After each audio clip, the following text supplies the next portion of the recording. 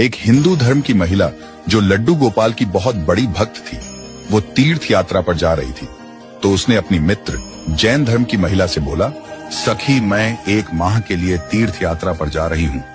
मेरे आराध्य श्री कृष्ण बाल स्वरूप लड्डू गोपाल का ध्यान रखना, उन्हें बिल्कुल एक बालक की तरह स्नेह देना, प्रतिदिन स्नान आदि कराकर सुंदर वस्त्र आभूषण पहनाकर भोग लगाना।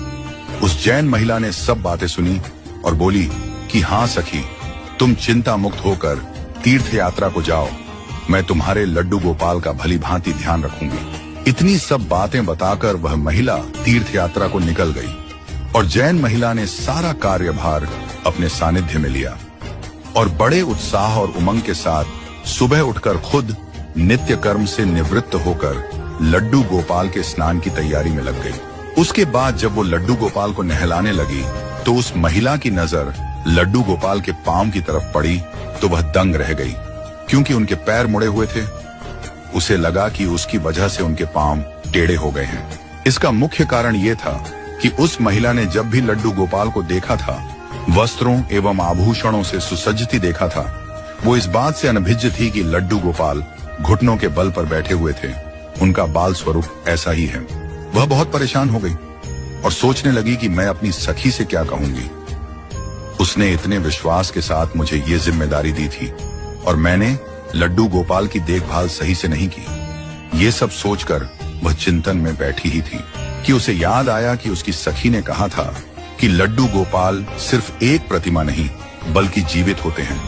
बस फिर क्या था, उसने निश्चय किया कि दिन प्रतिदिन उनके पैरों की मालिश करेगी और वह दिन में कई बार ऐसा ही करने लगी। उस वृद्ध महिला की इस नादान भक्ति से वशीभूत होकर ठाकुर जी ने उस पर अपनी अपार कृपा लुटा दी और एक दिन वह महिला रोज की भांति प्रातःकाल उठकर लड्डू गोपाल को नहलाने का प्रबंध कर ही रही थी कि उसकी नजर उनके पैरों पर पड़ी। उसने देखा कि लड्डू गोपाल जी के पैर ठीक हो गए हैं और यह सब देखकर वह वृद्ध महिला खुशी से झूम उठी। कुछ समय पश्चात जब वह हिंदू धर्म की महिला तीर्थ यात्रा पूर्ण करके वापस आई तो सबसे पहले वो अपने लड्डू गोपाल के दर्शन को लालायित थी और जैसे ही उसने लड्डू गोपाल को देखा तो आश्चर्य में पड़ गई। उसने देखा कि लड्डू गोपाल खड़े हुए थे। उसने सोचा कि शायद ये उसके लड्डू गोपाल नहीं हैं और अपनी सखी के पास जाकर ये सब पूछा। तब उस जैन धर्म की महिला ने सारा किस्सा उसे सुनाया। उसकी बातें सुनकर हिंदू महिला समझ गई कि ये सारा खेल उस मुरलीधर कृष्ण कन्हैया का है और दौड़ी दौड़ी लड्डू गोपाल के पास पहुंची और उनके चरणों में गिरकर बोली, हे मेरे कन्हैया, हे मुरलीधर, आपकी दया की कोई पराकाष्ठा नहीं।